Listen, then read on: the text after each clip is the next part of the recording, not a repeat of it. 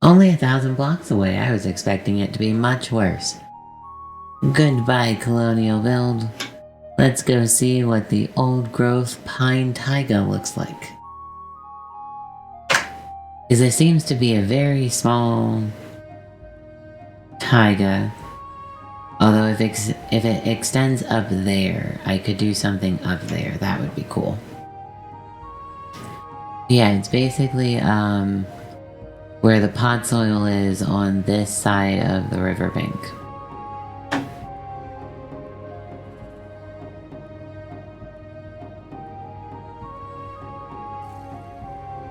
Part of me was thinking about saying that this isn't valid because it's so small. But you know what? I think one of my goals for this build, I've gotten way too comfortable at doing perfectly symmetrical squares. I need to do something wonky. And this feels like a good space to do something wonky. This build might be terrible, but we're gonna be wonky. I've been doing research into brutalism and specifically eco-brutalism, and I think I have some ideas that I'm really excited about with this. So I've cleared out this little space, and I want to make sure that it's not too big. If anything, it's going to be a little bit more vertical than anything else. But I don't want it to be another massive build. I want something a little bit more reasonable this time. And then I've picked out my color palette and block palette here, where I'm really just using a lot of stone, mixed in andesite, some other gray blocks like the shulker block, and I have the villager blocks as kind of roofs or floors. And then I've got a little bit of the eco coming through too. So we have obviously spruce leaves as we're in a spruce forest. And I want a little bit more pop of color with a little bit of acacia. No, that's not acacia. Azalea. And then I've also got vines, glow lichen, glowberries, regular berries, and I want to try using the tinted glass for windows to help keep the kind of general dark aesthetic, but still have some transparency there. So I think it's time to just start sketching this out and see how it goes. I feel like it looks really weird right now, but I like where it's going. So essentially what I need to do is I need to fill in these areas. Obviously, texture these, fill in these gaps with my glass, and determine what is going to be covered in my greenery. And figure out how the hell this is a school, because that's a good question too.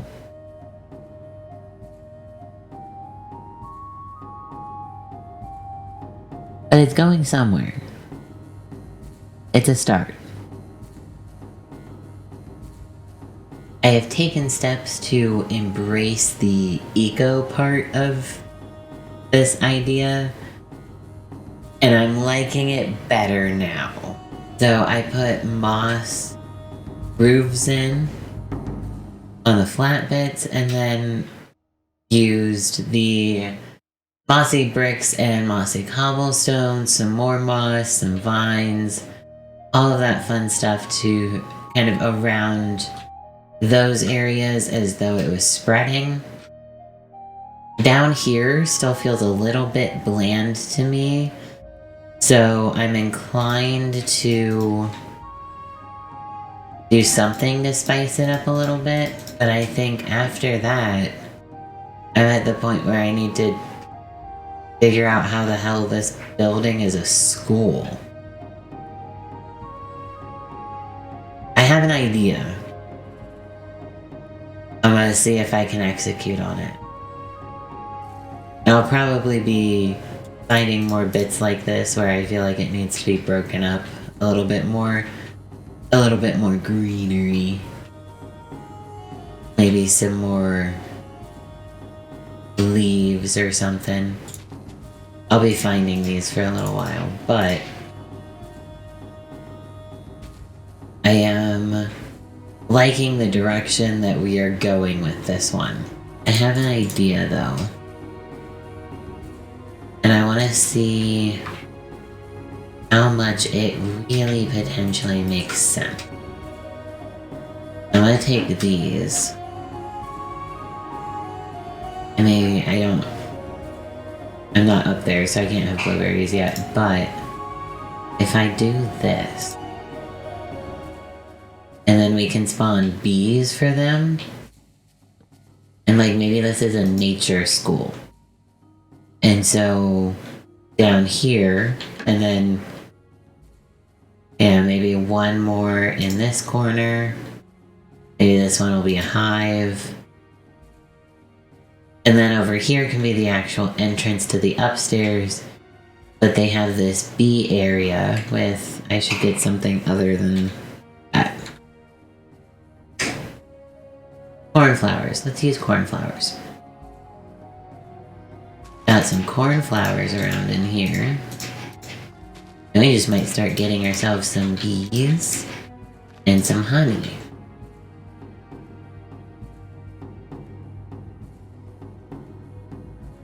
I think that's a start.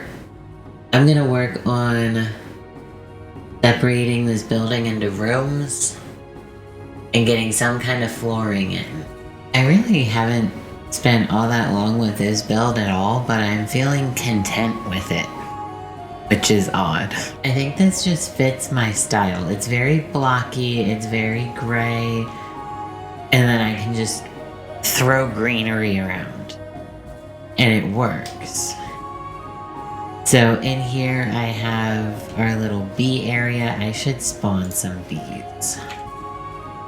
Even though I'm sure they're not going to stick around. I can spawn 12. 1, 2, 3, 4, 5, 6, 7, 8, 9, 10, 11, 12. Oh, we got a baby. So obviously they're not stuck in there. They can leave, but hopefully they'll find homes in those hives and nests. If you go up the single staircase, rather than a school per se, since the topic is really just education, I made it a library more so than anything else. So we have this single bookcase here, a couple study spots, some more study spots and books in here. And then through here is a secret study nook. And that's really it. I mean, there's a little bit of space in some of the upper sections, but not really enough to do much with.